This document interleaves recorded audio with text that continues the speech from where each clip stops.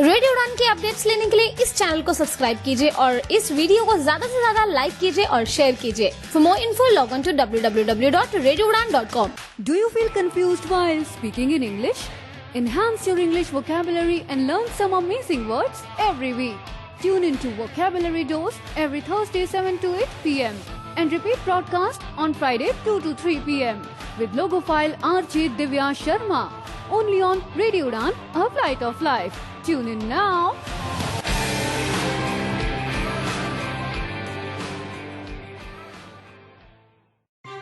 या दोस्तों नमस्कार, आदाब, सत श्री अकाल। मैं दानिश महाजन प्रोग्राम बदलता दौर में आपका स्वागत करता हूं। प्रोग्राम बदलता दौर के स्पेशल एडिशन में आज हम बात कर रहे हैं ग्लोबल एक्सेसिबिलिटी अवेयरनेस डे की।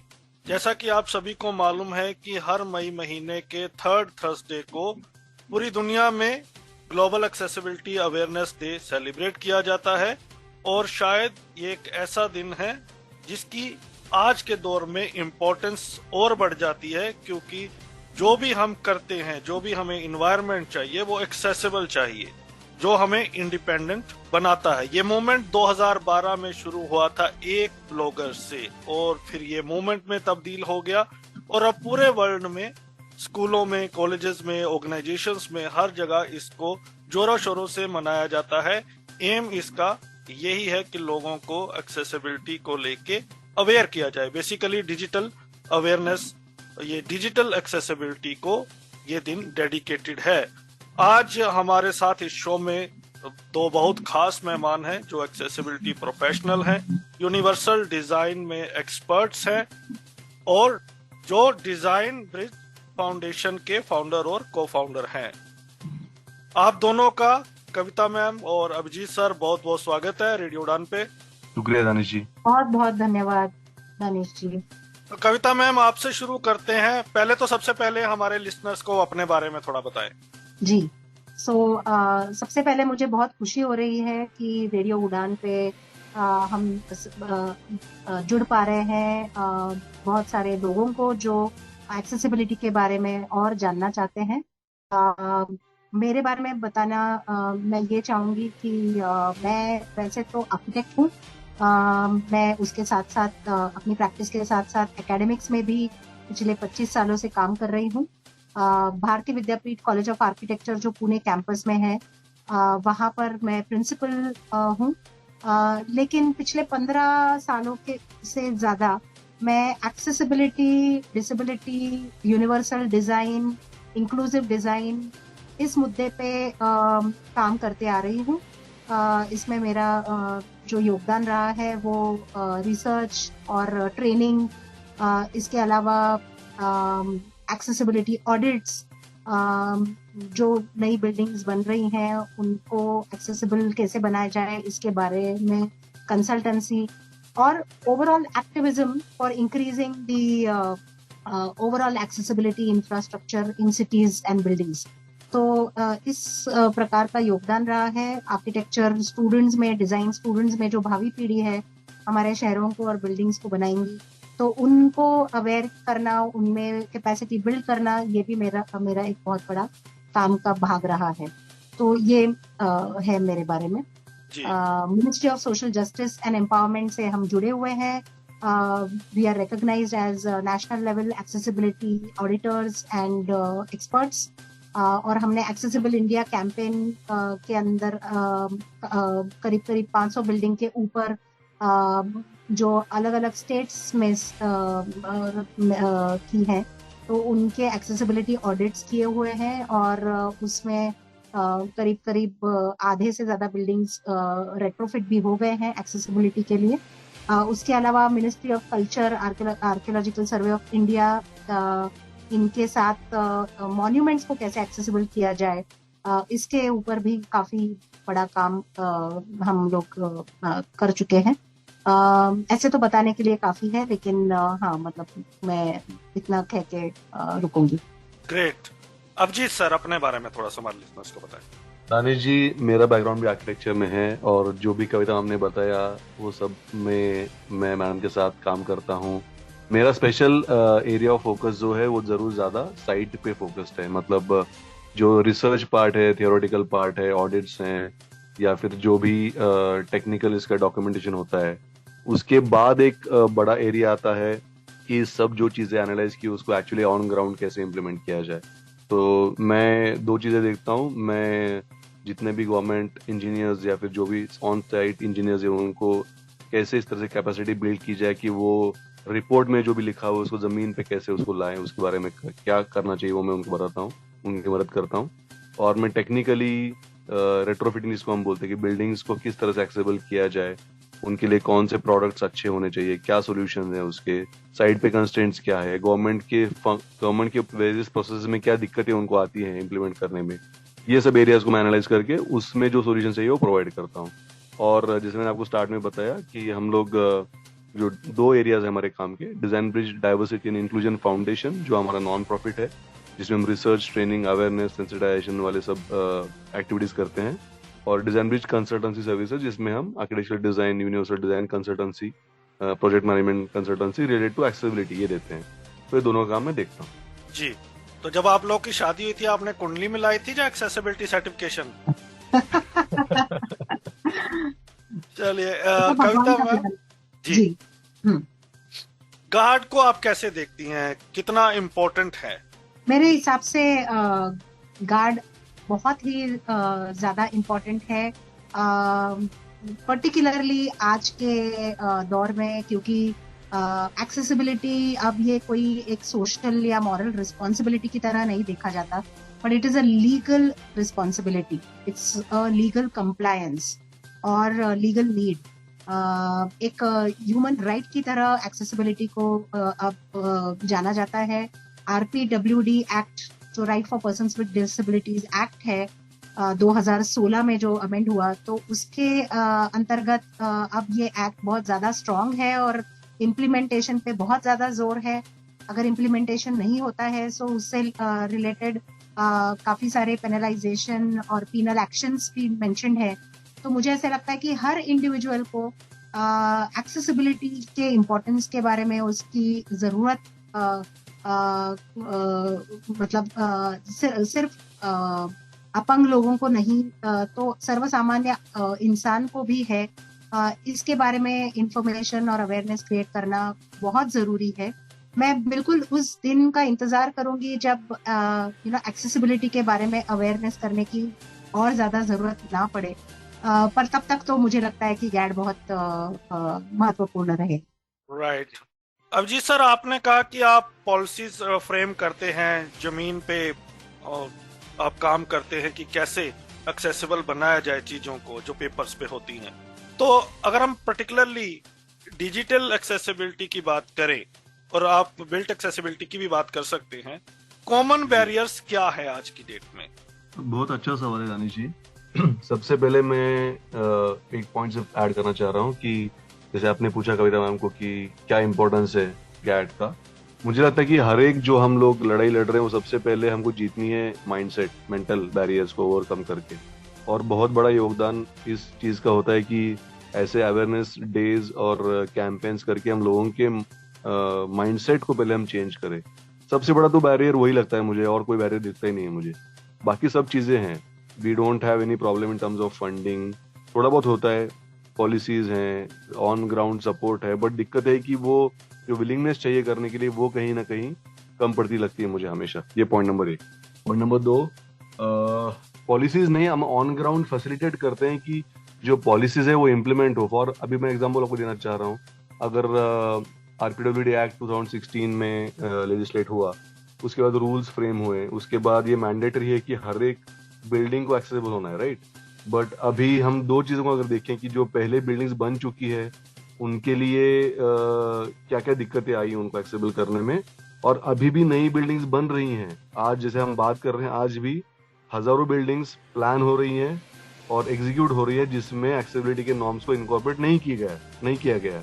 अब ये गैप क्यों आ रही है? क्योंकि हर एक स्टेट ने अपने अपने रूल्स नोटिफाई कर दिए RPWD एक्ट के अंदर, बट क्या उन्होंने अपने अपने सिटीज के, लोकल म्युनिसिपल कॉर्पोरेशन के जो बिल्डिंग डेवलपमेंट कंट्रोल रेगुलेशंस और बायलॉज है उनको अमेंड किया? नहीं किया।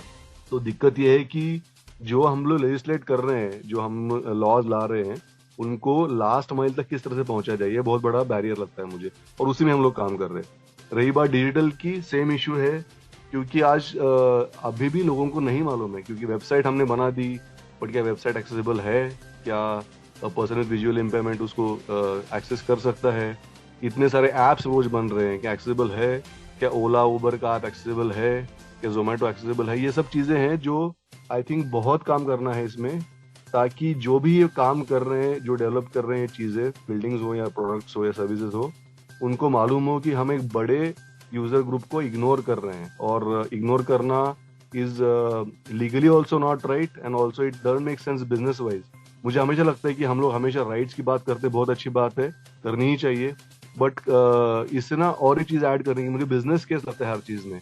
क्यों नहीं समझ रहे हैं कंपनीज या बिल्डिंग ओनर्स, जैसे कोई होटल है, क्यों नहीं ये समझ रहा है कि अगर मैंने यहाँ पे एक रैम दे दिया, कुछ मैंने यहाँ पे अगर मेरे मेन्यू कार्ड्स को क्यूआर कोड कर दिया, या मैंने कि साइन लैंग्वेज इंटरप्रेटर से कुछ हमने बेसिक ट्रेनिंग ले ली, या कुछ हमने ऐसी चीजें कर ली, अपने अपने रेस्ट रूम प्रोवाइड किया एक्सेसिबल, तो हमारा बिजनेस भी बढ़ेगा, बिकॉज पीपल विद डिसेबिलिटीज आएंगे। तो मुझे लगता है कि बहुत बड़ा काम है in terms of shattering the barriers in the mindset. यही सबसे बड़ा चैलेंज मुझे लगता है Danish ji, in all aspects of accessibility. Right, इसको थोड़ा आगे बढ़ाते हैं। कविता मैम, ये समझाएं मुझे कि सर ने कहा कि माइंडसेट की एक दिक्कत है, वो डिसेबिलिटी को लेके लगभग हर फील्ड में माइंडसेट की एक दिक्कत है। एक्सेसिबल इंडिया कैंपेन से आप लोग जुड़े हुए हैं, लेकिन ज्यादातर स्टेट्स जो हैं टारगेट्स को अचीव नहीं कर पाई हैं, एक्सटेंशन पे एक्सटेंशन ले रही हैं। इसमें एक सबसे बड़ा जो इशू है वो है कंप्लाइंस का। अगर हम बाहर वाली कंट्रीज देखें तो वहाँ कंप्लाइंस को लेके जो नॉर्म्स है वो बहुत स्ट्रॉन्ग है, वो उनको कई कंपनीज को बिजनेस नहीं मिलता उस चीज में। इंडिया में अगर मैं कंप्लाइंस को लेके आपका प्रोस्पेक्टिव समझना चाहूँ तो किस दिशा में हम बढ़ रहे हैं? क्या जो सेंसिटाइजेशन है वो इम्प्रूव हो रही है अब, या कंप्लाइंस की जो दिक्कत है वो यूं की त्यों बनी हुई है? मुझे लगता है ये प्रश्न, अब इस प्रश्न का थोड़ा बहुत जवाब अभिजीत सर ने अपने जवाब में दे दिया था कि अभी भी आरपीडब्ल्यूडी एक्ट नोटिफाई काफी सारे स्टेट्स ने अभी भी नहीं किया हुआ है, और जहां हुआ है वहां पर भी काम बहुत स्लो हो रहा है। तो आरपीडब्ल्यूडी एक्ट 2016 के आते ही नेक्स्ट चीज ये होनी चाहिए थी कि सारे स्टेट्स ने उसको नोटिफाई करना चाहिए था। फर्स्ट फेज जो एक्सेसिबल इंडिया कैंपेन का था, जिसमें सेंट्रली सारे स्टेट्स के अप्रोक्सीमेटली 50-50 बिल्डिंग को सेंट्रल फंडिंग मिला था रेट्रोफिटिंग के लिए। And second phase of accessible India campaign में हर स्टेट को अपनी बिल्डिंग्स और मतलब बाकी जो बची हुई बिल्डिंग्स है उनको आइडेंटिफाई करना था, उनका एक्सेस ऑडिट करना था एक तरफ, जो एग्जिस्टिंग बिल्डिंग्स है, और उनको रेट्रोफिटिंग करना था, जिसका जो मतलब मेरे नॉलेज के हिसाब से 1 या 2 स्टेट्स ने ही ये स्टेप उठाया है अब तक। और दूसरी बात, जो नई बिल्डिंग्स बन रही हैं तो उनमें एक्सेसिबिलिटी इंश्योर करने के लिए वहाँ के जो सिटी बायलॉज हैं, उन जो सैंक्शनिंग प्रोसीजर्स हैं, तो वो उसमें उस सिस्टमिक चेंज उनमें लाना जरूरी था कि एक जैसे कहते हैं कि एक चेक पॉइंट जहाँ पे एक्सेसिबिलिटी प्लान्स में इनकॉर्पोरेटेड है या नहीं, ये देखकर ही कमेंसमेंट सर्टिफिकेट दिया जाए या कंप्लीशन सर्टिफिकेट दिया जाए। तो ये जो मैकेनिज्म है वो अभी भी बिल्डिंग अप्रूवल सेक्शंस में ऑलमोस्ट सारे म्युनिसिपल कॉर्पोरेशंस में इंटीग्रेटेड नहीं है। तो जब तक ये नहीं होगा तब तक कंप्लायंस हम इंश्योर नहीं कर पाएंगे। अच्छा, हम जो बोल रहे हैं वो मतलब गवर्नमेंट सेक्टर और प्राइवेट सेक्टर, हम दोनों की बात कर रहे हैं क्योंकि आरपीडब्ल्यूडी दोनों पे लागू है, लेकिन इसका अवेयरनेस अभी भी प्राइवेट सेक्टर में बहुत कम है। गवर्नमेंट सेक्टर में एक्सेसिबल इंडिया कैंपेन के तहत काफी सारा एक फॉलोअप रहा है सेंट्रल गवर्नमेंट की तरफ से, मिनिस्ट्री ऑफ सोशल जस्टिस और डीपीडब्ल्यूडी की तरफ से, और गवर्नमेंट बिल्डिंग्स काफी सारी एक्सेसिबल बनाई जा रही हैं, लेकिन उनमें जो रेट्रोफिटिंग हो रहा है वो कितना सही है, कितना टेक्निकली करेक्ट है, तो उस पे भी एक ध्यान या उसका एक सर्टिफिकेशन जो होना चाहिए वो भी मैकेनिज्म अभी जगह पर नहीं है। उसके वजह से हमने पर्सनली देखा हुआ है कि मतलब because of poor technical understanding गलत चीजें इम्प्लीमेंट हुई है। जो चीजें होनी चाहिए थी वो ना करके जो इम्पोर्टेंट नहीं है वो की गई है। तो एक जो एक्सपर्ट गाइडेंस की जरूरत रहती है ऐसे प्रोजेक्ट्स में, तो उसको भी मतलब लिया नहीं जा रहा है। तो कंप्लायंस कहीं कहीं पे एक जिसको कहते हैं टोकनिज्म के स्वरूप का हो रहा है, और that is really not making a difference at the ground level. इसका डायरेक्ट फायदा मैं नहीं कहूंगी कि पर्सन्स विद डिसेबिलिटीज को पूरा पूरा हो रहा है। ये एक भाग हुआ। दूसरा भाग कि जब हम एक तरफ ये सारा कंप्लायंस और रेट्रोफिटिंग कर रहे हैं, दूसरी तरफ पर्सन्स विद डिसेबिलिटीज में भी अवेयरनेस लाना कि ऐसे सारी रेट्रोफिटिंग या प्रोविजंस की जा रही हैं, उस पे भी काम बहुत ही कम हो रहा है। मतलब मुझे खुशी है आपको आपसे शेयर करने कि मेरे हिसाब से भारत में फर्स्ट टैक्टाइल गाइडिंग पाथ का ट्रेनिंग ब्लाइंड लोगों के लिए वो हमने किया। क्योंकि हमने वो गैप आइडेंटिफाई की कि एक तरफ हम टैक्टाइल गाइडिंग पाथ पूना के स्ट्रीट्स पे एनफोर्स कर रहे हैं। हमने कॉरपोरेशन के साथ उसका फॉलोअप करके सारे स्ट्रीट्स में टैक्टाइल गाइडिंग पाथ इंक्लूड हो, इसके बारे में काफी सारा मतलब फॉलोअप किया और उस हिसाब से इम्प्लीमेंट भी हुआ। लेकिन what about the blind? Who will tell them? Who will guide them? Who will train them to use this? क्योंकि उनके लिए ये तो पूरा नया कॉन्सेप्ट है। तो ये दोनों चीजें साथ साथ होनी जरूरी है, और इसके लिए जो एक लीडरशिप, एक कॉन्क्रीट एक्शन प्लान की जरूरत है, वो अभी भी मुझे लगता है कि मिसिंग है। और इसलिए कंप्लायंस बहुत स्लो हो रहा है, और आई एम नॉट कॉन्फिडेंट कि जो हो रहा है वो भी कितना सही हो रहा है। मेरे हिसाब से परसेंटेज कंप्लायंस का करेक्ट टेक्निकल करेक्टनेस के हिसाब से सिर्फ 50% है। 50% अभी भी हम देखते हैं कि बहुत सारी जगह पे जब हम जाते हैं तो गलत चीजें इम्प्लीमेंट की हैं। जैसे टैक्टाइल गाइडिंग पाथ में जो पैटर्न है वो गलत डाला जाता है, या रैम्स के स्लोप्स गलत हो जाते हैं, लोकेशन गलत हो जाता है, उसका फिनिश गलत हो जाता है। सो पैसे बहुत खर्चा हो रहे हैं, पब्लिक मनी डाला जा रहा है, लेकिन टेक्निकली करेक्ट है या नहीं, और जो स्टैंडर्ड्स दिए हुए हैं उसको कंप्लाई हो रहा है कि नहीं, इसको चेक करने का तरीका अभी भी या मैकेनिज्म अभी भी मिसिंग है। राइट। अब जी सर, आप ऐड करना चाहेंगे कंप्लाइंस में कुछ? रानी जी, मैं 2-3 पॉइंट्स इसमें ऐड करता हूँ। अपने देश में बहुत कॉम्प्लेक्स मैकेनिज्म है। हमारा एक फेडरल स्ट्रक्चर है, एक सेंट्रल गवर्नमेंट है, स्टेट गवर्नमेंट है, और फिर लोकल सेल्फ गवर्नमेंट है, राइट। सिटी लेवल पे जो जिनसे हमें रोज इंटरेक्ट करना पड़ता है, म्यूनिसिपल कॉर्पोरेशन हो या म्यूनिसिपल काउंसिल हो, ग्राम पंचायत लेवल तक मैं बोल रहा हूँ। अब दिक्कत ये है कि हम अलग अलग डिपार्टमेंट्स में काम, जिसको हम साइलोज बोलते हैं, अलग अलग डिपार्टमेंट्स में काम करते हैं। जैसे रोड डिवीजन अपना काम कर रहा है, और फिर वाटर सप्लाई अपना काम कर रहा है, ट्रांसपोर्टेशन अपना काम कर रहा है। दिक्कत यह है कि हर एक, आप अगर लोकल सेल्फ गवर्नमेंट लेवल पे आते हो तो इन सब डिपार्टमेंट्स को कोऑर्डिनेट करने के लिए कोई डिपार्टमेंट नहीं है। तो ये काम कौन करेगा, ये आज तक क्लैरिटी नहीं है, ठीक है। क्योंकि हर एक काम में मल्टीपल, जैसे बस स्टॉप्स आप डिजाइन कर रहे हो तो बस स्टॉप्स बना रहा है local self government, municipal council, but buses जो आ रही हैं वो आ रही हैं लोकल पब्लिक ट्रांसपोर्ट जो आपकी एंटिटी उससे आ रही है।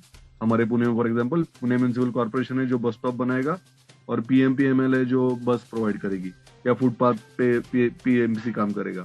तो दिक्कत ये आती है कंप्लायंस की, because there is no one central monitoring authority who is driving it. वो साइलोज में काम हो रहा है। बसेस आपकी आ जाएंगी दूसरे फ्लोर हेड की, तो बस स्टॉप कुछ अलग ही हो जाएगा। तो मुझे लगता है सबसे बड़ा चीज इसमें इम्पोर्टेंट ये है कि सिटी लेवल पे कहीं ना कहीं ये इम्प्लीमेंट होना चाहिए कि एक strong compliance mechanism which should be led by the disability commissioner's office. जहां तक मेरा एक्सपीरियंस है across India with all officers disability commissioner के, वो अंडर स्टाफ्ड है। तो I don't think they have the bandwidth to implement this. मेरा ये फ्रैंक ओपिनियन है। 2 या 3 अगर स्टेट छोड़ दे तो बाकी सब स्टेट्स में मुझे नहीं लगता कि डिसेबिलिटी कमिश्नर ऑफिस इतना एम्पावर्ड है कि वो किसी और डिपार्टमेंट को ये काम करने को डायरेक्टिव दे, जबकि ऑन पेपर वो एम्पावर्ड है। तो इन टर्म्स ऑफ कंप्लायंस मैम ने 50% बोला तो थोड़ा हायर साइड पे बोल दिया। मेरा और बहुत लो इसका आकलन है। मुझे लगता है कि एक बहुत strong compliance mechanism with time bound action plan, ये दोनों बहुत मिसिंग है। कि हम सुप्रीम कोर्ट में एफिडेविट देते जा रहे हैं कि 8 साल में होगा, 5 साल में होगा, राजीव रातुरी केस कितने सालों से चल रहा है, बट इस सबको मॉनिटर कौन कर रहा है और इन्फॉर्मेशन पब्लिक डोमेन में नहीं आ रही है। क्या आपको और मुझे मालूम है कि टोटल बिल्डिंग में कितने बिल्डिंग रेट्रोफिट हो चुके हैं? क्या आपको मुझे मालूम है कि कौन से स्टेट्स ने लॉ नोटिफाई कर दिया है, कौन कौन से स्टेट्स ने अपने बायलॉज अपने अपने स्टेट लेवल पे या यूएलबी लेवल पे मॉडिफाई किए? नहीं मालूम है। तो मुझे लग रहा है एक बहुत strong compliance mechanism along with democratisation of information, मतलब जो भी हो रहा है उसका इंफॉर्मेशन पब्लिक को इजीली एक्सेसिबल होने के लिए स्टेप्स लेने बहुत जरूरी है। तभी वो पब्लिक प्रेशर बिल्ड होगा, फिर अकाउंटेबिलिटी आएगी, फिर काम बनेगा। अब जी सर, आपसे मैं ये समझना चाह रहा हूँ, आपने एक पीछे इम्पोर्टेंट पॉइंट रखा था बिजनेस को लेके कि why people are not understanding it can be a viable business option too. अब ये जिम्मेवारी किसकी है? एक ऐप एक्सेसिबल आती है, अगली अपडेट में वो इनएक्सेसिबल हो जाती है। कैसे ऑर्गेनाइजेशन जो कॉर्पोरेट है उसको समझाए कि एक बिजनेस मॉडल भी है। एक आदमी को हम अवेयर करते हैं, फिर वो ट्रांसफर हो जाता है, दूसरा जो आता है फिर वो जो एक्सेसिबिलिटी नॉर्म्स है उसकी धज्जियां उड़ जाती हैं। तो ये पीछे कौन रह रहा है? ये गवर्नमेंट की जिम्मेवारी है, ऑर्गेनाइजेशन की है, या इंडिविजुअल्स की है? क्योंकि इंडिया एक डाइवर्स कंट्री है, तो इस गैप को ब्रिज करने के लिए क्या करना पड़ेगा? दानिश जी, बहुत डिफिकल्ट सवाल है। डिफिकल्ट सवाल नहीं, सवाल एक्चुअली बहुत सवाल सिंपल है, इसका आंसर बहुत डिफिकल्ट हो सकता है। मुझे लगता है कि जिम्मेवारी डेफिनेटली गवर्नमेंट की है। लॉ जिसने लाया, वेलफेयर की जिम्मेदारी किसकी है? पब्लिक की, सोसाइटी की, वो गवर्नमेंट की। तो हमको अगर हम राइट्स बेस्ड मॉडल भी बोल रहे हैं तो इवेंचुअली जो हम लॉज एनैक्ट कर रहे हैं उसको इम्प्लीमेंटेशन कौन करेगा? गवर्नमेंट ही करेगा। तो जैसे मुझे एक नई एग्जांपल आप बताइए, जीएसटी कैसे इम्प्लीमेंट हुआ? क्या आज की तारीख में छोटे से छोटा व्यापारी भी जीएसटी कंप्लायंस नहीं कर रहा है? हर महीने इनपुट टैक्स, आउटपुट टैक्स, अपना क्रेडिट, सब इनपुट क्रेडिट निकाल के अपना कंप्लायंस कर ही रहा है ना। तो स्ट्रॉन्ग एनफोर्समेंट इम्पॉसिबल तो है ही नहीं, डेफिनेटली इम्पॉसिबल नहीं है। टोल कैसे भरते हैं हम? हर टोल बूथ पे थोड़ा बहुत झगड़ा करते हैं, कुछ टोल तो भरते ही है ना। तो एनफोर्समेंट है, फास्टैग आया, एनफोर्समेंट हो गया, लोगों ने अपने फास्टैग लगवा लिए गाड़ियों को। मुझे लग रहा है कि ये बिजनेस केस के लिए भी दो चीजें हैं। पहले तो people need to understand that and they need to join in the effort. मुझे लगता है जन भागीदारी जैसा और कोई बड़ा दूसरा पाथ नहीं हो सकता। जब लोग जुड़ जाएंगे तभी ये होगा। अब जोड़ेंगे कैसे? आपको जोड़ने के लिए पहले अवेयरनेस करना पड़ेगा और फिर उसको पेनलाइज करना पड़ेगा अगर नॉन कंप्लायंस के लिए। तो अभी तक तो मुझे अवेयरनेस फ्रंट पे ही बहुत कम एफर्ट दिख रहा है। जब मुझे, अगर मैं इंडिविजुअल होटल ओनर हूँ या फिर मैं कोई एक सर्विस प्रोवाइडर हूँ जो ऐप बेस्ड सर्विसेज दे रहा है, तो मुझे क्या अवेयरनेस है कि कहाँ पे डेटा अवेलेबल है? मुझे फॉर एग्जाम्पल आप टूरिज्म लेते हो तो टूरिज्म में कहीं पे ग्लोबल टूरिज्म कितना बड़ा सेक्टर है फॉर पर्सन विद डिसेबिलिटीज, इसका डेटा सर्च करने के बाद हमें मिलेगा। बट ये जितना बम्बार्ड हुआ, जितने लोगों ने पहुंचेगा कि अगर आपने, मैं वो एग्जांपल देना चाहता दानिश जी, पर्पल फेस्ट जो गोवा में हुआ उसमें आप तो थे, आपको आइडिया है क्या क्या वहां पे हुआ था। तो वहां पे जितने भी पर्सन विद डिसेबिलिटीज आए थे उनके लिए अकोमोडेशन का बड़ा इशू था, राइट। अब अकोमोडेशन के लिए काफी सारे होटल्स थे आसपास और कईयों के पास कुछ ना कुछ खामियां थी, जैसे रैंप बहुत स्टीप था या फिर टॉयलेट्स एक्सेसिबल नहीं थे। तो इतने लोगों ने इतना बिजनेस लूज किया उस वजह से, और वो चीजें पॉसिबल थी वहां पे। तो उन लोगों को वो बिजनेस केस समझ में नहीं आया और उन्होंने बिजनेस खो दिया बिकॉज इन ऑल्टरनेटिव जगह पे लोगों को जाना पड़ा। तो मैं ये अभी यही सोच रहा हूँ, हम इस पे इन पर काम कर रहे हैं कि किस तरह से हम अलग अलग बिजनेस को समझाएं कि आपका ये कॉस्ट नहीं है, इन्वेस्टमेंट है। दिक्कतें क्या आती है? मैंने अगर मेरे होटल में मुझे एक एक्सेसिबल टॉयलेट बनाना है तो मुझे कुछ दीवारें तोड़नी पड़ेंगी या कुछ करना पड़ेगा। तो eventually I am looking at it as a cost, as a capex. तो हम ये बोल रहे हैं कि आप इसको इन्वेस्टमेंट समझिए। आप ये करोगे तो आपके पास विजिटर्स आएंगे तो आपका बिजनेस बढ़ेगा। तो मुझे लग रहा है कि इस लेवल पे ना बहुत बड़े स्केल पे गवर्नमेंट ने काम करना जरूरी है कि प्राइवेट सेक्टर को समझाए कि आप इंक्लूजन को don't look at it as a compliance only, look at it as a business opportunity, look at it as an opportunity to create inclusion among the society, look at it as an opportunity to create diversity within your organization। इन सब चीजों के लिए मुझे लगता है कि बहुत serious और सस्टेन कैंपेन की जरूरत है along with compliance। But awareness नहीं होगा और सिर्फ आप compliance का डंडा दिखाओगे तो आई डोंट थिंक कुछ होने वाला है। We need to have both in place. Right.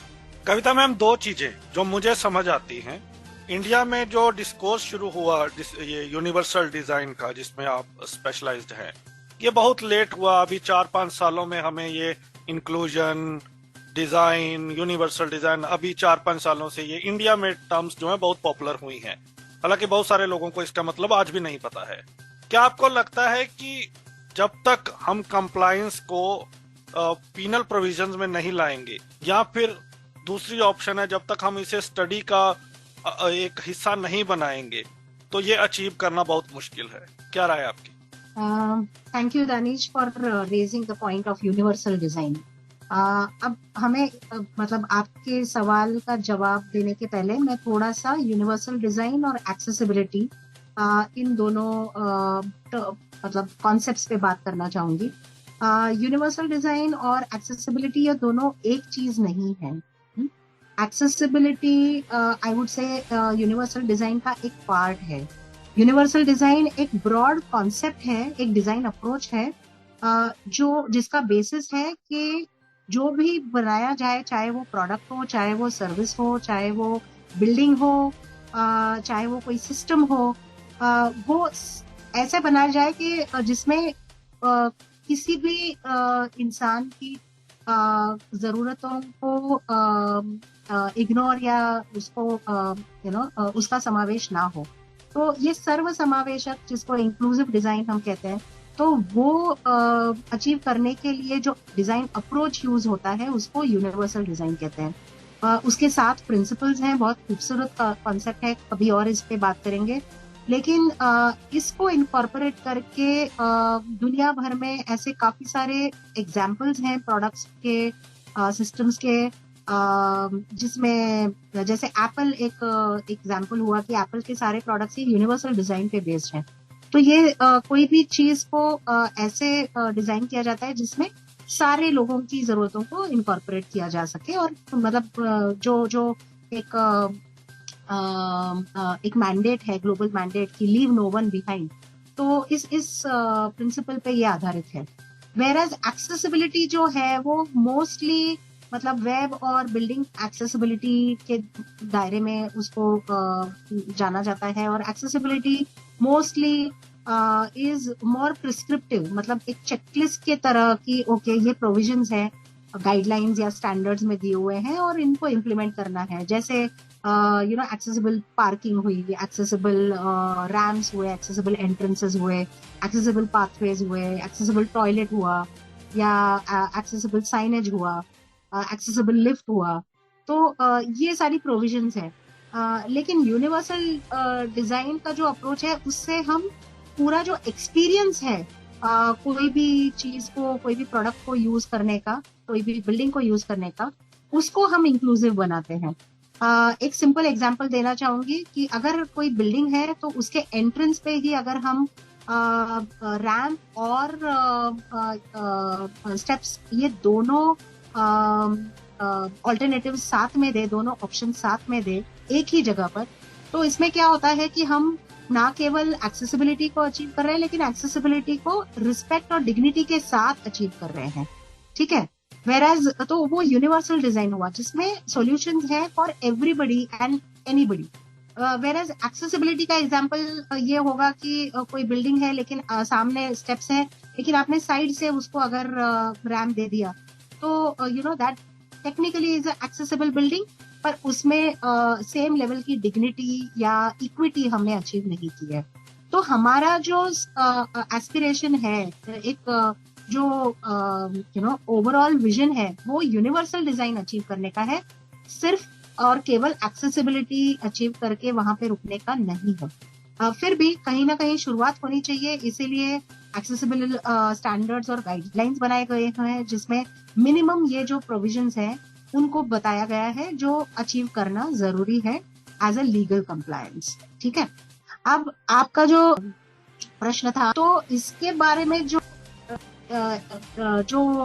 Education या जो इंफॉर्मेशन इसकी है, या एजुकेशन है, या ओरिएंटेशन है, सेंसिटाइजेशन है, ये मुझे लगता है कि सिर्फ डिजाइन डिसिप्लिन्स और डिजाइन एजुकेशन में ना होते हुए सारे डिसिप्लिन्स में इसका अवेयरनेस और इसका ओरिएंटेशन होना जरूरी है, क्योंकि इसको कहीं ना कहीं हर एक इंसान अपने डिसिप्लिन में, अपने प्रोफेशन में यूज कर सकता है, चाहे वो बिजनेस हो, चाहे वो इंजीनियरिंग या टेक्नोलॉजी डेवलपमेंट हो, चाहे वो मैनेजमेंट फील्ड हो, एक्सेसिबिलिटी के बारे में ओरिएंटेशन और ट्रेनिंग देना जरूरी है, ताकि जो भी चीज पे काम हो रहा है वो इस तरीके से कि वो सर्वसमावेशक है। तो मतलब ना सिर्फ RPWD के बारे में ट्रेनिंग देना चाहिए, वो तो शुरुआत होगी, पर आई वुड से कि accessibility standards, guidelines, global best practices, universal design का कॉन्सेप्ट, यूनिवर्सल डिजाइन के एग्जाम्पल्स, और आई वुड से कि यूनिवर्सल डिजाइन अचीव करने का जो तरीका है, जो प्रोसेस है, चाहे वो इंक्लूसिव पार्टिसिपेटरी रिसर्च हो या पार्टिसिपेटरी डिजाइन डिसीजन मेकिंग हो, ये थोड़ी सी टेक्निकल टर्म्स हैं, लेकिन उसका एक प्रोसेस है। तो वो प्रोसेस समझाना, उसके बारे में अगली पीढ़ी को ट्रेन करना, और डाइवर्सिटी और इंक्लूजन की बेसिक कॉम्पिटेंसी डेवलप करना हर प्रोफेशनल में, चाहे वो कोई भी फील्ड में हो, ये बहुत जरूरी है, और इसमें एजुकेशन सेक्टर का बहुत बड़ा योगदान रह सकता है। आज की डेट में बहुत ही कम इसके बारे में ट्रेनिंग दिया जा रहा है। जो करिकुलम है उसका भी ये पार्ट काफी सेक्टर्स में नहीं है। इनफैक्ट आर्किटेक्चर जैसे फील्ड में जहाँ पे इसका डायरेक्ट इम्पैक्ट है, वहां पर भी हमें बहुत ही कम इसका करिकुलम में इम्प्लीमेंटेशन होते हुए दिख रहा है। इलेक्टिव के तौर पे इस सब्जेक्ट को, या एक आध साल में एक वर्कशॉप के तौर पे इसको अभी इन्वॉल्व किया जा रहा है, लेकिन इसको जो कहेंगे कि एक प्रॉपर इंटीग्रेट करना है करिकुलर या सिलेबस में, वो अभी तक हम अचीव नहीं कर पाए हैं। राइट। अब जी सर, दो चीजों पे मैं आपसे भी चाहूंगा कि इस प्रश्न पे आप आए कि क्या पीनल प्रोविजन, जैसे अमेरिका में अमेरिकन डिसेबिलिटी एक्ट आने के बाद सेक्शन 508 को बहुत स्ट्रांगली इनकॉर्पोरेट किया गया।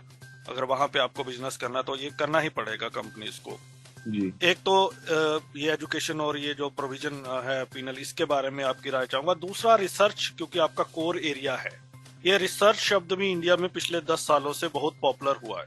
मैं अभी एक इंटरव्यू कर रहा था तो मुझे ये नई जानकारी पता लगी कि इंडिया में जो क्राइम रिलेटेड डेटा है डिसेबिलिटी को लेके, वो ना के बराबर है। उसका मेजर कारण ये है कि जब आप FIR करवाने चाहते हो तो जो विक्टिम का कॉलम है वहां पे डिसेबिलिटी मेंशन नहीं है, जबकि जो अक्यूज का कॉलम है वहां पे डिसेबिलिटी मेंशन है। तो विक्टिम रिलेटेड डेटा आपके पास आ ही नहीं सकता, क्योंकि आपका जो प्राइमरली सोर्स है वो FIR है और उसमें डिसेबिलिटी का कॉलम ही नहीं। अगर कोई लिखवाना भी चाहता है तो वो नहीं लिखते। इसी तरह से जब हम कोई पॉलिसी या उस पर काम तभी कर सकते हैं एक्सेसिबिलिटी फील्ड या यूनिवर्सल डिजाइन में, जब हमारे पास एक प्रॉपर डेटा हो कि इतनी बिल्डिंग इनएक्सेसिबल है, यहाँ है, तभी हम उसके ऊपर प्रॉपर काम कर सकते हैं। और आजकल तो ऐसा फिनोमिना है कि डेटा ही सब कुछ हो गया है।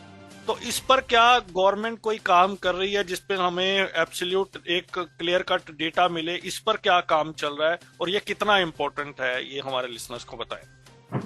दानिश जी, बहुत इम्पोर्टेंट सवाल आपने पूछा, और ये we can not stress less ever more ever कि data is sanctity of data. आज भी हम आप तो जानते हैं कि हम इंडिया में पर्सन विद डिसेबिलिटीज का पॉपुलेशन कितना है, इसके ऊपर आज भी बहुत सारे वेरिड जवाब मिलते हैं, राइट। हम 2011 के census, correct me if I am wrong, 2011 के सेंसस को हम रेफर आज भी कर रहे हैं। आज भी मुझे नहीं लगता कि किसी भी सिटी के पास, मैं सिटी लेवल पे आ रहा हूँ बार बार बिकॉज हमको गवर्नमेंट पैनल सिटी लेवल पे करना है, इस सिटी के पास ये डेटा नहीं है कि उसके पॉपुलेशन में कितना परसेंटेज डिसेबिलिटी, पीपल डिसेबिलिटीज का है, दिव्यांगजनों का है, और उनमें segregated data I don't think किसी के पास है कि हमारे पास मोबिलिटी इम्पेयर्ड कितने पॉपुलेशन का परसेंटेज है। तो ये जहां तक मैं जानता हूँ, इक्का दुक्का अगर सिटी छोड़ा जाए, जो मुझे एक मालूम है उसका मैं जिक्र जरूर करूंगा, अकोला सिटी ने किया है, उनको अवार्ड भी मिला इसके लिए। उन्होंने ये पॉपुलेशन का डोर टू डोर सर्वे करके बहुत ऑथेंटिक डेटा जनरेट किया हुआ है, जिसको डेटा को लेके आप काम कर सकते हो कि हमारे पास। तो एक एग्जांपल मैंने सुना था उसके बारे में कि एंटिसिपेटेड कुछ था वहां पे, I think I may be wrong in the figures, but एक जेनरिक समझ सकते हो कि कुछ थाउजेंड्स का एस्टिमेशन था कि 10 या 12 हजार लोग ही रजिस्टर्ड है जिनको हम लोग डिसेबिलिटी सर्टिफिकेट दिया हुआ है, बट इवेंचुअली वो जो नंबर आया टू डोर सर्वेज जो एक्सटेंसिवली किया गया आंगनवाड़ी आशा वर्कर्स वगैरह को इन्वॉल्व करके 2000 कुछ फील्ड वर्कर्स थे, तो 1 लाख के ऊपर अमाउंट गए, वो number of people with disabilities का नंबर गया। तो ये हमें बताता है कि डेटा कितना हमारे पास अंडर रिपोर्टेड है या आउटडेटेड है। तो जब तक डेटा नहीं आएगा आप उस डेटा के लिए काम ही नहीं कर सकते, पहला पॉइंट तो ये। दूसरा, जहां तक सवाल है बिल्डिंग्स का, तो मुझे नहीं लगता दानिश जी कि आज भी हम बोल सकेंगे कि हमारे 1.35 बिलियन के पॉपुलेशन के देश में कितनी बिल्डिंग्स कंप्लीटली एक्सेसिबल है इन ऑल सेंसेस। तो बहुत बहुत काम होना बाकी है। आई डोंट थिंक कि वी हैव दैट डेटा, इसके ऊपर भी बहुत काम होना जरूर। मुझे दिक्कत एक है दानिश जी की सेंट्रल लेवल पे जो काम होगा वो परकोलेट होते होते फाइनली आपके लास्ट मिनट तक कैसे आएगा। कैसा मेरा जो अभी मैं एक शहर में रह रहा हूँ पुणे, तो फिर मेरे म्युनिसिपल कॉर्पोरेशन के पास क्या मैंडेट है कि वो ये चीजें करे। उनको मैंडेट चाहिए अभी, बिकॉज हायरार्की ऐसी है कि मुझे सेंट्रल गवर्नमेंट से कुछ मैंडेट आया, फिर वो स्टेट को आएगा, स्टेट अपने अपने यूएलबीज को भेजेगा, अर्बन लोकल बॉडीज को, और फिर अर्बन लोकल बॉडी उसको इम्प्लीमेंट करेंगी। तो आज भी मेरे पुणे म्युनिसिपल कॉर्पोरेशन को अगर ये काम करना है तो उनको स्टेट से एक डायरेक्टिव चाहिए कि ये काम आपको करना है, फिर इसका बजटिंग ये होगा, फलाना जो भी होगा। तो ये सब मिसिंग लगता है मुझे लगता है कि इसके लिए बहुत स्ट्रॉन्ग टाइम बाउंड में हर बार स्ट्रेस करता हूँ जी, टाइम बाउंड चीजें नहीं होती है, सब पेपर पे है, हमारे पास एफर्ट्स भी हो रहे हैं, मैं नहीं बोलूंगा, I don't want to paint a very negative picture, काम हो रहा है, बट जो अर्जेंसी से काम होना चाहिए और जो टाइम बाउंड उसको अकाउंटेबिलिटी वो नहीं है। तो पहले तो डेटा ऑथेंटिकेशन, उसके बाद उसके ऊपर बेस्ड आपका माइक्रो लेवल पे प्लानिंग, फिर उसके लिए बजट एलोकेशन, और फिर उसके लिए इम्प्लीमेंटेशन के लिए मॉनिटरिंग सिस्टम। ये चारों चीजें हमारे पास मिसिंग है, जो मुझे लग रहा है कि हर एक सिटी ने करनी चाहिए। इसके लिए कौन करेगा, कैसे होगा, ये बहुत बड़ा विषय है, इसके लिए हम शायद अलग बात करना पड़ेगा। बट मेरा ये बहुत फ्रैंक ओपिनियन है कि इसके लिए गवर्नमेंट ने अगर ये 4 चीजें सेट कर दी और स्टेट्स को अकाउंटेबल बना दिया कि आपको 1 साल के अंदर ये चीजें करनी ही करनी है, एक्शन प्लान है, 10 चीजें आपको करनी है, तो उसमें ना कहीं भी लूपहोल नहीं चाहिए कि whenever possible, appropriate, ये सब चीजें नहीं चाहिए। These things have to be done, period. ऐसा होना चाहिए, ऐसा मुझे लगता है। मे बी थोड़ा अथॉरिटेटिव है, but this is the only way I think things can move forward. तो आपको नहीं लगता कि पीनल प्रोविजन वगैरह कुछ इसमें कामयाबी? पीनल प्रोविजन भी है, अभी भी है ना दानिश जी। एक एग्जांपल है हमारे पास हरियाणा स्टेट का, जहाँ पे स्टेट डिसेबिलिटी कमिश्नर ने एक पिनल प्रोविजन भी कर दी। ऑफकोर्स वो ये था, फाइन की थी उनको फॉर अ प्राइवेट एस्टेब्लिशमेंट। मैंने तो पहली बार सुना था कि किसी प्राइवेट एस्टेब्लिशमेंट को फाइन किया गया for not providing accessibility for the person with disability. But मुझे लगता है कि penal provision should go hand in hand once you have enough processes and systems in place and awareness done. Then if non-compliance happens, penal provision is definitely the effective tool. But आप सिर्फ डर से सब चीजें नहीं कर सकते, मुझे लगता है। डर तो होना चाहिए, बट उसके साथ साथ उसको जो इकोसिस्टम चाहिए वो भी होनी चाहिए। आज भी कितने एस्टेब्लिशमेंट्स को मालूम है कि वो private establishments come under the ambit of RPWD act. ये मैंने खुद ऑन फील्ड काफी लोगों से बात की across wherever I travel in India. नहीं मालूम है लोगों को कि सबको अभी भी लगता है कि गवर्नमेंट एस्टेब्लिशमेंट्स है तो ही करना है, प्राइवेट को तो इसका एम्बिट में हम है ही नहीं। मैं आपको एग्जांपल बता रहा हूँ एक, मैंने पर्सनली यहाँ पे कई सारी बैंक्स है जिनके एटीएम्स एक्सेसिबल नहीं है, ब्रांचेस एक्सेसिबल नहीं है, तो मैंने उनको पहले ट्वीट किया, फिर उनको जाके मिला, फिर उनको लेटर्स भेजी, फिर मैंने सुगम्य भारत के ऐप पे कंप्लेंट्स लॉन्च की हमने, फिर उसके बाद हमने कमिश्नर ऑफिस को लेटर लिखे। आज भी बैंक्स का रिप्लाई मेरे पास रिटर्न में है कि ramp is not possible at this branch facility और notice accordingly has been displayed at the branch। अब ये क्यों बोल रहे हैं वो, बिकॉज आरबीआई ने उनको एक मैंडेट दिया है कि आप रैंप बनाइए और जहां जहां रैंप बनाना पॉसिबल नहीं है वहां पे आप नोटिस लगा दी कि रैंप यहाँ पे नहीं है। अब ये मैं समझ रहा हूँ कि ये कौन सा आपने इम्प्लीमेंटेशन मैकेनिज्म बना दिया। आरबीआई क्यों नहीं बोल सकता कि आपको आपके बैंक प्रीमाइसेस को आप चेक करो लो, उसका फिजिबिलिटी चेक करो और उस टाइम बाउंड इसमें प्रूफ के साथ अपलोड करो एक पोर्टल पे कि रैंप बनना पॉसिबल नहीं है। जितने भी लोगों ने मुझे बताया कि रैंप पॉसिबल नहीं है, वहां पॉसिबल है। अब में वो 6-7 महीने से चल रहा है, तो आई एम सेइंग इसमें तो हम वेयर आउट हो जाएंगे ना, कितने लोग लड़ेंगे इसके लिए। तो we need to have very strong policy. Policy तो है, इम्प्लीमेंटेशन मैकेनिज्म, एंड थर्ड आप जो बोल रहे हैं मॉनिटरिंग एंड पेनलाइजेशन, तीनों चाहिए hand in hand. Kavita ma'am, ये सवाल मैंने सेक्रेटरी साहब से भी पूछा था जब मैंने उनकी इंटरव्यू की थी। बहुत सारे लोग, जो ये पॉइंट आपने उठाया था कि यहाँ पे कुछ लोग एक्सेसिबिलिटी पे काम कर भी रहे हैं, लेकिन वो रूल्स रेगुलेशन या गाइडलाइंस के हिसाब से नहीं हो रहा, पैसा जा रहा है पब्लिक का लेकिन बेनिफिट ऑन ग्राउंड नहीं हो रहा पर्सन विद डिसेबिलिटीज को। ये पॉलिटिकल करेक्टनेस है, ये भाई भतीजा बात है। मैंने उनको ये पूछा था कि भाई ऐसा क्यों है कि एक ही बंदे को ये आप उनकी एक्सपर्टी चेक नहीं करते हैं, और क्योंकि आजकल ये एक बिजनेस भी बन गया है, जो भी आ रहा है आप उसको दे ही जा रहे हो, इसके लिए प्रॉपर आप वेबसाइट पे डेटा क्यों नहीं डालते, या कोई जो रिक्वायर्ड सर्टिफिकेशन है वो क्यों नहीं चेक करते। तो ऐसे तो सिर्फ पैसा ही वेस्ट हो रहा है, टारगेट तो अचीव हो ही नहीं रहे, तो what are you getting in from that. तो ये इस प्रॉब्लम को कैसे टैकल किया जाए, जो एक्सपर्ट नहीं है लेकिन उनको भी टेंडर दिए जा रहे हैं कि आप ऑडिट करो, फिर वो निकल के नहीं आता, just wastage of money. Abhijeet sir आप जवाब देंगे? हेलो जरूर दानिश जी, मुझे लगता है कि देखिए 2015 में एम्पैनलमेंट हुआ राइट अक्रॉस इंडिया जी, और उसके बाद तो कुछ उसका बाद में ना तो फॉलोअप हुआ, ना तो उनका वैलिडेशन हुआ, ना सर्टिफिकेशन हुआ। और जो टेक्निकल कंपोनेंट है इसमें क्या होता है कि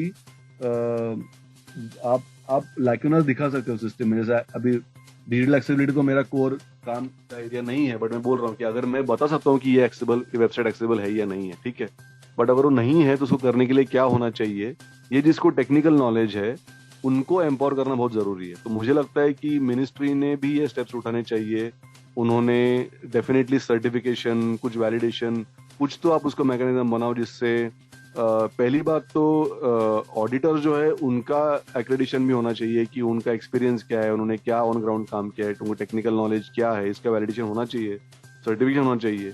दूसरी बात है कि जो इम्प्लीमेंट कर रहे हैं ऑन ग्राउंड उनको क्या है, आज की तारीख में एक भी इंजीनियर आपके पास नहीं है अक्रॉस इंडिया गवर्नमेंट डिपार्टमेंट्स में, पीडब्ल्यूडी या जो भी सीपीडब्ल्यूडी या कोई भी इम्प्लीमेंटिंग अथॉरिटी में, जिसने ये कोर्स किया है, जिसको ये कोर्स सर्टिफिकेशन है, उसे मालूम ही नहीं है क्योंकि कोर्स ही नहीं है।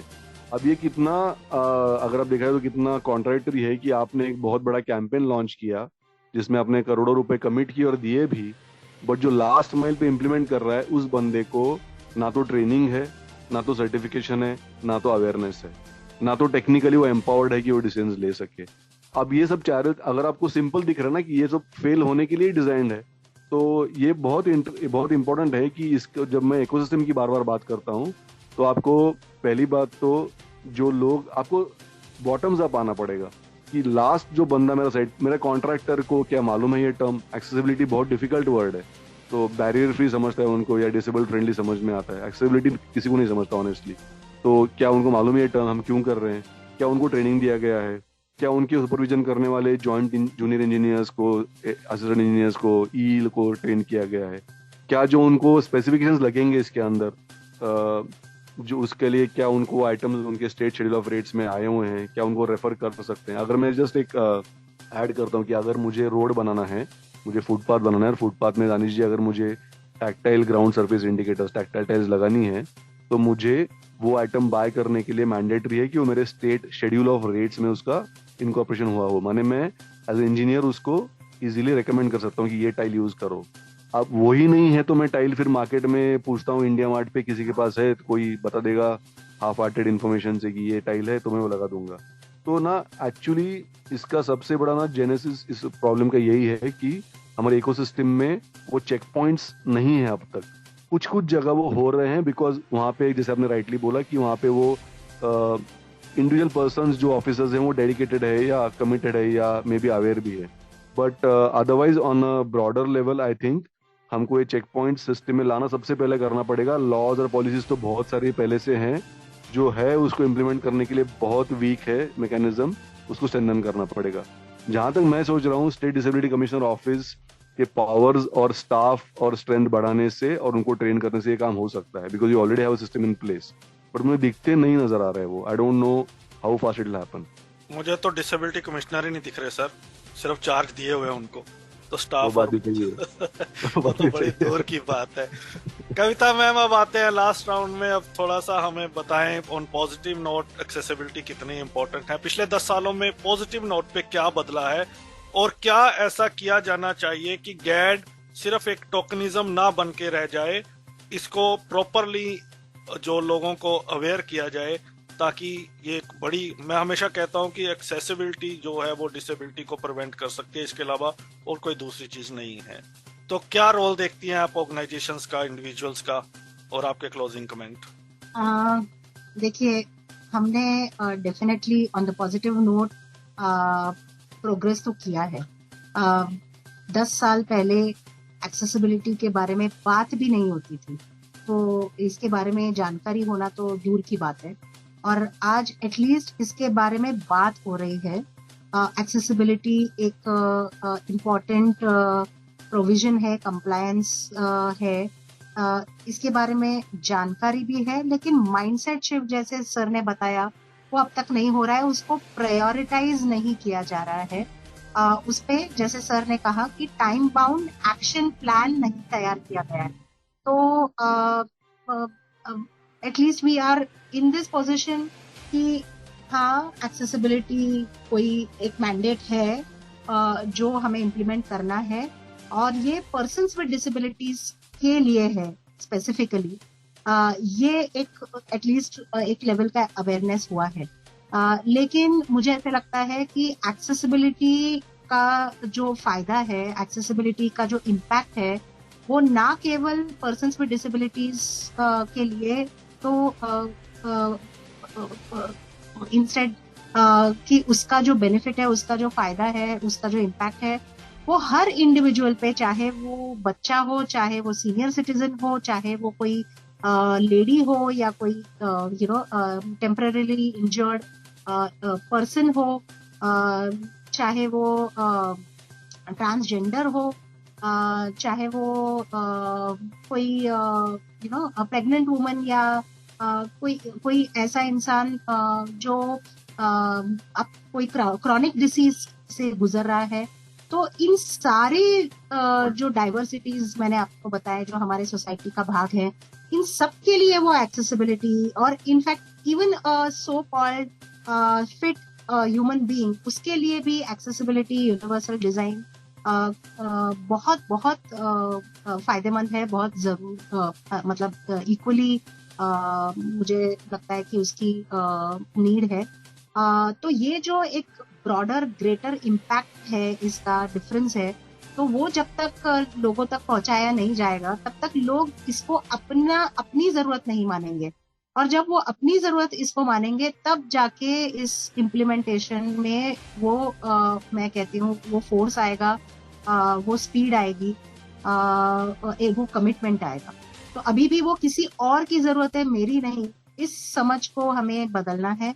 और इसमें आपके जैसे लोग, हमारे जैसे ऑर्गेनाइजेशंस, इनका दायित्व बहुत बड़ा है, जिम्मेदारी बहुत बड़ी है, और मुझे ऐसा लगता है कि हम जितना भी करें वो कम है।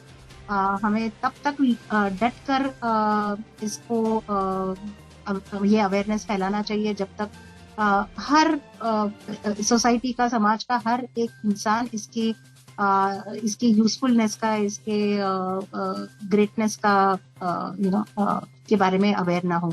तो मुझे यही कहना है कि the world can be a beautiful place and a place for everybody if we have inclusive design and accessibility as a bottom line, as a core value of whatever we create.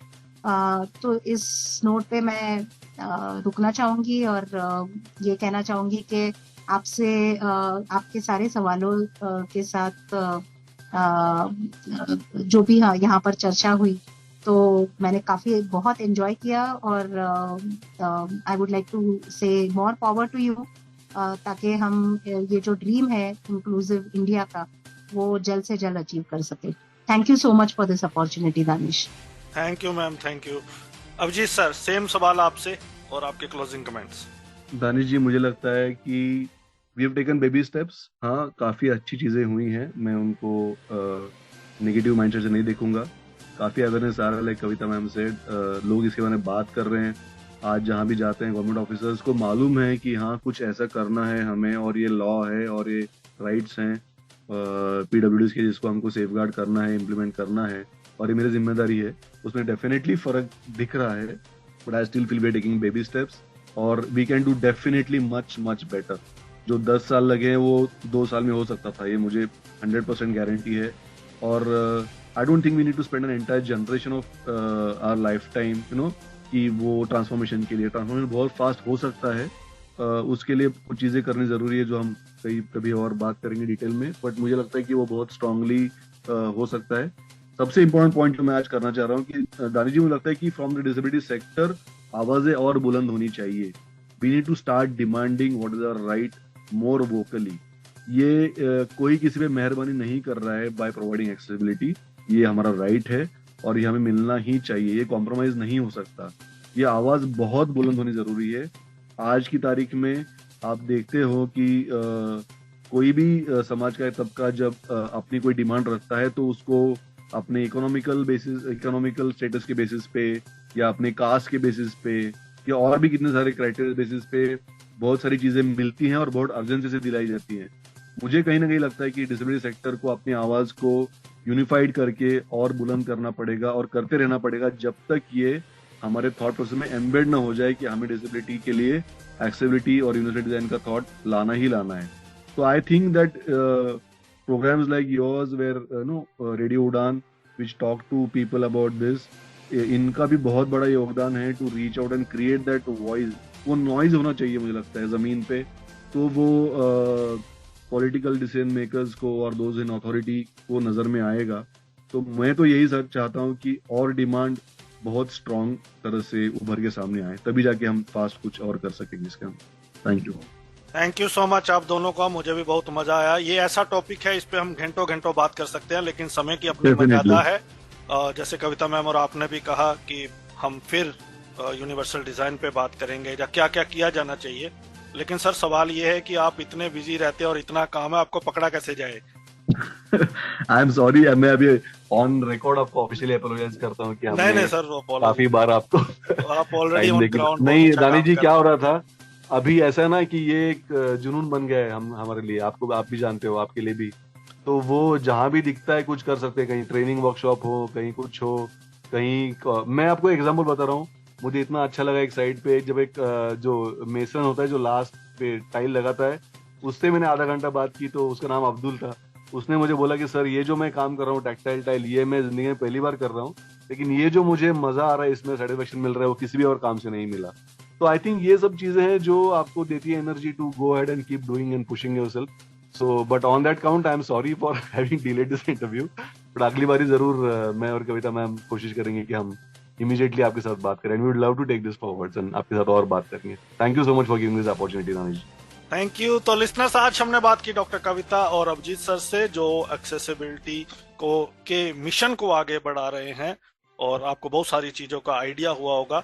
आप भी गैड में participate कीजिए, लोगों को aware कीजिए, अपनी organisations को aware कीजिए। कोई भी बिजनेस जहां आप घर बनाते हैं उसे एक्सेसिबल बनाएं, और इस माइंडसेट में ना रहिए कि ये सिर्फ मैं किसी के लिए कर रहा हूँ। जिंदगी में एक ऐसा मौका आएगा जब आपको इन चीजों की जरूरत होगी, तब आपको लगेगा कि हाँ, ये मैंने अपने लिए किया है। तो इसी तरह सुनते रहिए रेडियो उड़ान। अगले सप्ताह मुलाकात होगी किसी और पर्सनालिटी के साथ। दीजिए इजाजत। सुनते रहिए radio Udaan, flight of life. Bye bye. Hey guys, आप अपने फील्ड में मास्टर हैं, सुपर्ब हैं, टैलेंटेड हैं, लेकिन ये क्या टेक्नोलॉजी के मामले में आप थोड़ा सा पीछे हैं? फिकर नॉट यार, आरजे मीनल है ना। आरजे मीनल के साथ हर हफ्ते टेक सिटी सुनिए और टेक्नोलॉजी की हर बात को जानिए। सुनिए टेक सिटी हर गुरुवार रात 9 बजे से 10 बजे तक, जिसका पुनः प्रसारण होगा हर शुक्रवार शाम 4 बजे से 5 बजे तक, सिर्फ और सिर्फ रेडियो उड़ान पर। तो ना रहेगा आप कोई भी टेक्नोलॉजी से दूर। हर हफ्ते टेक सिटी सुनिए हुजूर, सिर्फ और सिर्फ आरजे मीनल के साथ।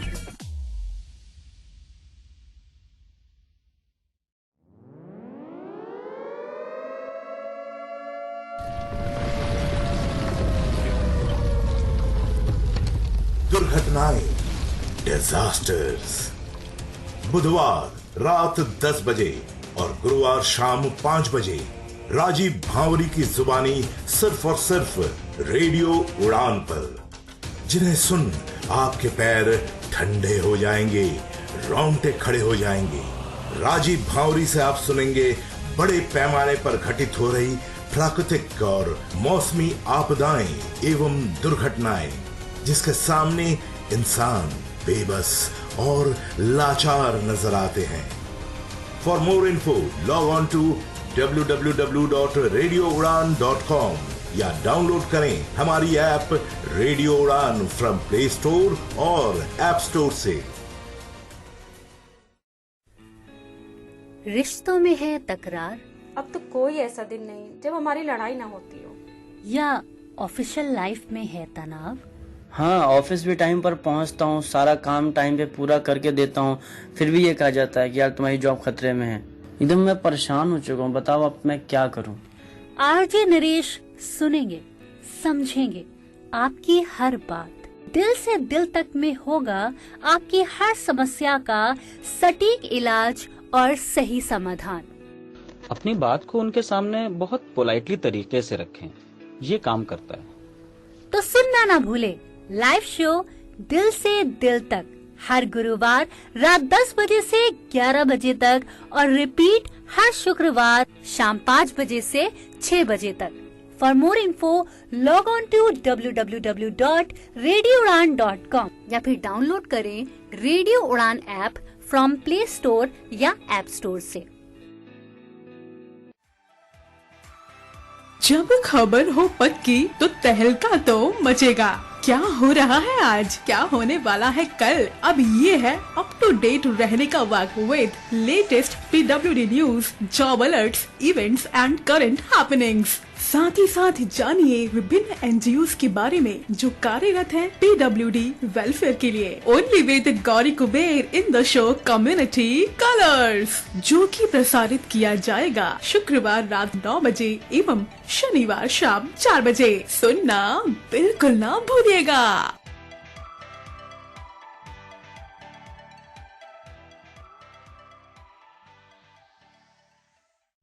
कभी अतीत का किस्सा सुनाती, कभी उलझे सवालों का जवाब ढूंढ लाती, कभी बनती खाली समय का सहारा, सुखों से भरा है इसमें जीवन सारा। इसकी कहानी कविताओं में मिलता ज्ञान का भवसागर, ये किताबों की दुनिया है जो भर दे गागर में सागर। कभी मोहब्बत के किस्से, कभी परियों की कहानी। सुनना ना भूलिए show book word RJ Rajeshwari की जुबानी। सुनना ना भूलिए शो बुक वर्ल्ड हर बुधवार शाम 8 बजे से 9 बजे तक और रिपीट ब्रॉडकास्ट हर बृहस्पतिवार शाम 3 बजे से 4 बजे तक। For more info log on to www.radioudan.com। Radio Udaan की अपडेट्स लेने के लिए इस चैनल को सब्सक्राइब कीजिए और इस वीडियो को ज्यादा से ज्यादा लाइक कीजिए और शेयर कीजिए। For more info log on to www.radioudan.com। क्या आपके बच्चे को बोलने में कठिनाई होती है? बोलते समय आंख से आंख मिला के बात नहीं कर पाता है या फिर अपनी उम्र के अन्य बच्चों से घुल मिल नहीं पाता है? तो ये ऑटिज्म के शुरुआती लक्षण हो सकते हैं। नई दिशा ऑटिज्म से प्रभावित बच्चों के परिवारों के लिए मुफ्त हेल्पलाइन सेवाएं प्रदान करती है। सहायता और अधिक जानकारी प्राप्त करने के लिए इस नंबर पर यानी 844-844-8996 पर कॉल या व्हाट्सएप करें। नई दिशा किसी भी परिवार को पीछे न छोड़े। अरे गणेश, तुमने यूनियन बैंक से ब्रेल डेबिट कार्ड ले लिया है ना? क्या मजाक करते हो भैया, अंधा हूं मैं, क्या डेबिट कार्ड चलाऊंगा। अरे भाई, यूनियन बैंक आप जैसे ग्राहकों के लिए लेकर आया है यूनियन स्पर्श ब्रेल डेबिट कार्ड। वो क्या है? इस कार्ड में उभरे हुए ब्रेल डॉट्स के कारण इसका परिचालन बहुत ही आसान है और कार्ड में चिप के विपरीत हिस्से में एक गोलाकार नॉच है जिससे ग्राहकों को अपने कार्ड की सही पहचान एवं उसके सही प्रयोग में मदद मिलेगी। अच्छा, इतना ही नहीं, यह एक नेशनल कॉमन मोबिलिटी कार्ड है जिससे संपर्क रहित लेन देन भी किया जा सकता है और कम राशि के लेन देन के लिए बिना पिन के क्यूएस पार्क से टैप करो और भुगतान हो गया समझो। वो सब तो ठीक है भैया, पर मैंने सुना है कि डेबिट कार्ड से बहुत कम पैसे निकाल सकते हैं। इस स्कीम के तहत बैंक दे रही है रुपए प्लैटिनम कार्ड जिसकी कैश विड्रॉल लिमिट 75,000 और शॉपिंग लिमिट 1.5 लाख रुपए है। ये तो बहुत बढ़िया कार्ड है। इस पे और क्या सुविधा है? इस कार्ड के साथ प्राइमरी होल्डर को 2 लाख एवं एड ऑन होल्डर को 1 लाख का दुर्घटना मृत्यु बीमा मिलता है और अगर हवाई दुर्घटना हो तो प्राइमरी होल्डर को 5 लाख का बीमा कवर दिया जाएगा। साथ ही साथ डोमेस्टिक और इंटरनेशनल एयरपोर्ट पर इस कार्ड द्वारा महज 2 रुपए में लॉन्च एक्सेस भी किया जा सकता है। सबसे खास बात यह है कि वर्तमान में ये कार्ड पहले साल के लिए निःशुल्क जारी किया जा रहा है। क्या बात करते हो? हाँ, आज ही जाके यूनियन बैंक से यूनियन स्पर्श ब्रेल डेबिट कार्ड ले लो। जरूर भैया, ये तो वाकई अच्छा कार्ड है। मैं आज ही ये कार्ड ले लेता हूँ। यूनियन बैंक की यह पहल हमारे लिए एक नया उजाला लेके आई है। अरे यूनियन बैंक का तो नारा ही है, अच्छे लोग अच्छा बैंक। अभी आप सुन रहे थे यूनियन पॉडकास्ट। अगली कड़ी में फिर हाजिर होंगे एक नए पॉडकास्ट के साथ। तब तक के लिए नमस्कार।